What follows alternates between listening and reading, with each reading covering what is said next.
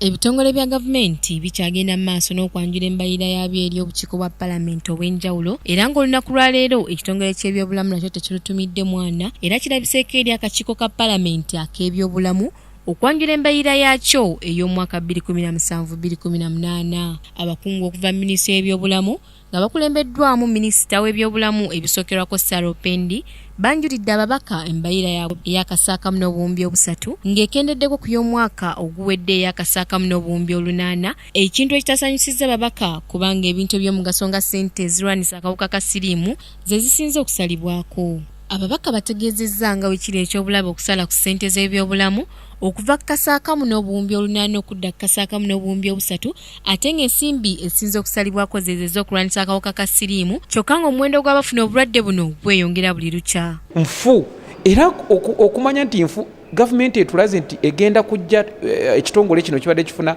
biliyoni 1.8 trillion naye kati bazisaze nti zize ku 1.3 kakiba kitegeeza ffe tuwooza twandibadde tuwooza okwongeza ebyobulamu tugende ku percentage ya 15 kakati bo bagamba nti zino sente nyingi n'okusala katusale n'olukyo tetuyinza kugikkiriza eyitemu era tugenda gisimbula ekuuli bwe kiba kweyambula tujja kweyambula kubanga bannayuganda twetaaga bafune obujjanja bivunaanyizibwa bwa gavumenti okujjanjaba abantu baayo. Twakizudde nti sente ezikwata ku bulwadde bwa HIV and AIDS slim zakendedde ebitundu 50 buli ku 100 ate ng'okwosa jjo gavumenti erina enkola empya gye yataddewo nti singa bakebera omuntu ng'alina akawuka ka siriimu balina okubeera nga bamutandikizaawo ku ddagala. Kakati kiba tekiraga makulu nti ogamba 9 babakebere 9 babateeke ku ddagala naye ate nga bajeti ate ogisaze nga kiraga tuyimiridde minisita atulaze nti sente ezo zijja kujja naye nga ziva mu badonors abagabirizi b'obuyambi.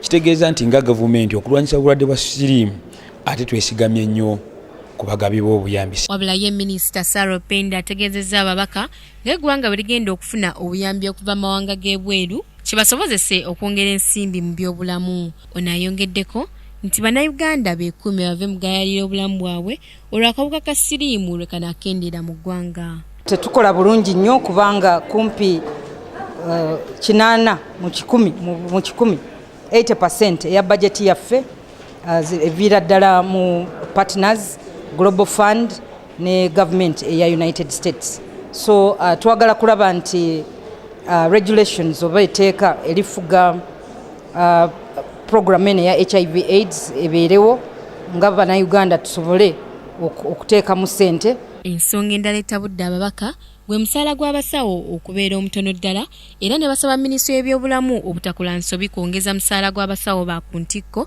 ng'abasawo ba wansi omuli abazaalisa ne bannansi tegwongezeddwa. Minisitule y'emu ezze neetulaga nti eyagala kwongeza badokita bokka omusaala abakugu.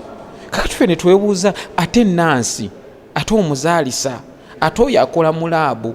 Kakati endowooza yaffe neeyawukana n'eya minisitule. Ffe tugamba oba nze ngamba bwe tubanga bakwongeza twongeze buli muntu yenna. Ababaka era baagala ne ssente z'emmere y'abasawo zongerweko ziggyibwe ku $666 ziteekebwe ku $20 ga siringi za Uganda buli mwezi. Bano bategeezezza ng'embalirira ya minisitule y'ebyobulamu bwetabasanyusizza kubanga gavumenti etadde byabulamu ng'ebyo eby'enkizo byerina okuteeka mu ssente. Samlani fa KTV amalindirire.